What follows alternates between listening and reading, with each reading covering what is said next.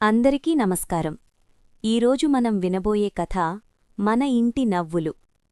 రాయలసీమలోని ఒక చిన్న గ్రామం వేపలపల్లి. అక్కడి చివరి వీధిలో ఎర్రటి పైకప్పుతో తెల్లని గోడలతో ఒక చిన్న ఇల్లుండేది. ఆ ఇంటి పేరు గ్రామంలో అందరికీ తెలుసు, నవ్వుల నిలయం. ఎందుకంటే ఆ ఇంట్లో ఏడుపు కన్నా నవ్వులెక్కుమ.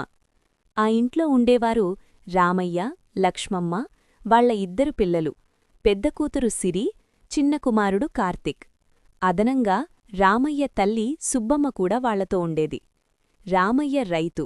తెల్లవారుజామునే లేచి పొలానికి వెళ్లడం అతని అలవాటు. అతని ముఖం మీద ఎప్పుడూ చెమట ఉండేది, కాని హృదయంలో మాత్రం నవ్వు. ఒకసారి కార్తిక్ అడిగాడు, నాన్నా, మీరెందుకెప్పుడు పొలానికే వెళ్తారు? సెలవు తీసుకోరా? రామయ్య నవ్వుతూ చెప్పాడు, పొలం సెలవు తీసుకుంటే మనకు అన్నం దొరుకుతుందారా బాబూ? అందరూ నవ్వేశారు.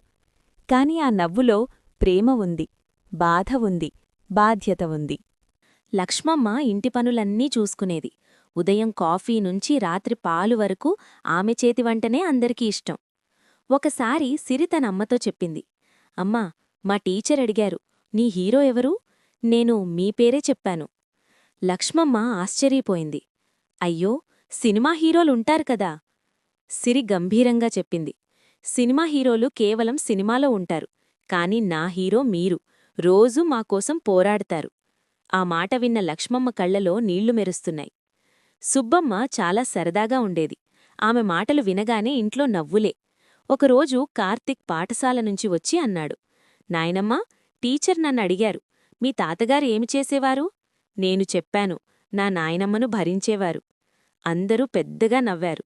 సుబ్బమ్మ నటనగా, కోపంగా, ఏమంటావ్రా, నేనంత కష్టమా? కాని చివరికి ఆమె కూడా నవ్వేసింది. సిరికి డాక్టరవ్వాలని కల. పేదవాళ్లకు ఉచితంగా చికిత్స చెయ్యాలనేది ఆమె ఆశయం. ఒకసారి కరెంటు పోయింది. అందరూ బయట కూర్చున్నారు. ఆకాశంలో నక్షత్రాలు మెరుస్తున్నాయి.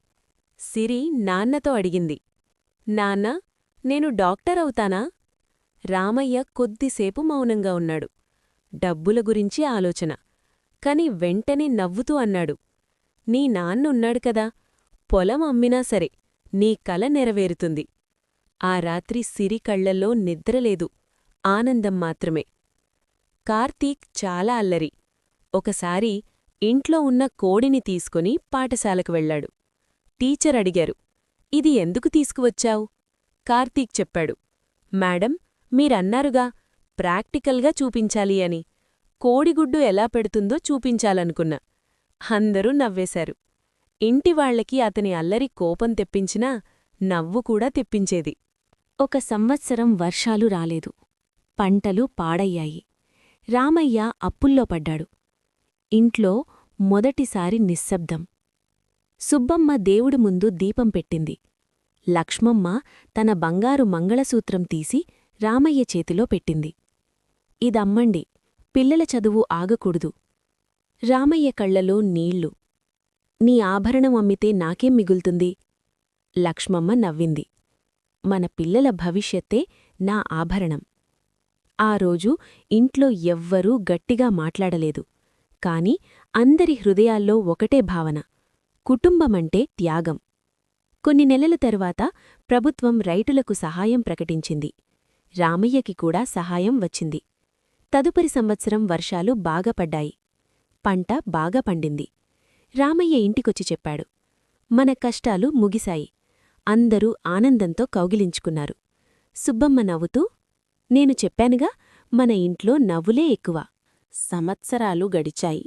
సిరి మెడికల్ ఎంట్రన్స్ పరీక్ష రాసింది. ఫలితాల రోజు అందరూ టెన్షన్. ఫోను మోగింది. అమ్మా, నాకు సీటొచ్చింది. లక్ష్మమ్మ కూర్చున్న చోటే ఏడ్చింది. రామయ్య దేవుడి ముందు నమస్కరించాడు. కార్తీక్ అన్నాడు, ఇకనుంచి ఇంజెక్షన్ ఫ్రీగా పెడతావా? అందరూ నవ్వారు. తన అక్కను చూసి కార్తీక్ కూడా చదువులో శ్రద్ధ పెట్టాడు. అతనికి ఇంజనీర్ అవ్వాలని ఆశ. ఒకరోజు రామయ్య అన్నాడు, నువ్వు అల్లరి తగ్గించావురా. కార్తీక్ నవ్వుతూ, మన ఇంటి నవ్వులు తగ్గకూడదనుకుంటున్నా. సంవత్సరాల తరువాత సిరి డాక్టర్ అయింది. మొదటి జీతంతో ఇంటికి కొత్త ఫ్యాన్ కొనిచ్చింది. ఇప్పుడు కరెంట్ పోయినా సరే మనం గాలి తీసుకోవచ్చు అని కార్తీక్ అన్నాడు. అందరూ నవ్వుతూ ఏడుస్తూ ఉన్నారు. ఆ చిన్న ఇల్లు ఇంకా అదే ఉంది. గోడలు కొంచెం పాతబడ్డాయి, కాని ప్రేమ మాత్రం కొత్తగానే ఉంది. రామయ్య ముసలివాళ్లయ్యాడు. లక్ష్మమ్మ జుట్టు తెల్లబడింది. సుబ్బమ్మ దేవుడి దగ్గరకు వెళ్ళిపోయింది. కాని ఆమె మాటలు ఇంకా ఇంట్లో వినిపిస్తాయి. నవ్వులు ఉంటే ఇల్లు స్వర్గమవుతుంది. కుటుంబమంటే కేవలం రక్త సంబంధం కాదు. కుటుంబమంటే కలిసి నవ్వుకోవటం, కలిసి ఏడవడం, కలల్ని నెరవేర్చటం, త్యాగం చెయ్యడం. డబ్బు కొంతకాలం ఆనందమిస్తుంది, కాని కుటుంబ ప్రేమ జీవితాంతం ఆనందమిస్తుంది. మన ఇంటి నవ్వులు ప్రతి ఇంటి కథే. మీకు నచ్చితే చెప్పండి. ఇలాంటి మరిన్ని హృదయాన్ని హత్తుకునే కథల కోసం మా ఛానల్ను తప్పక సబ్స్క్రైబ్ చేయండి. వీడియో నచ్చితే లైక్ చేయండి. మీ కుటుంబ సభ్యులు మరియు స్నేహితులతో షేర్ చేయండి. మీ ప్రేమ మరియు ప్రోత్సాహమే మాకు మరింత మంచి కథలు తీసుకురావటానికి ప్రేరణ. ధన్యవాదాలు.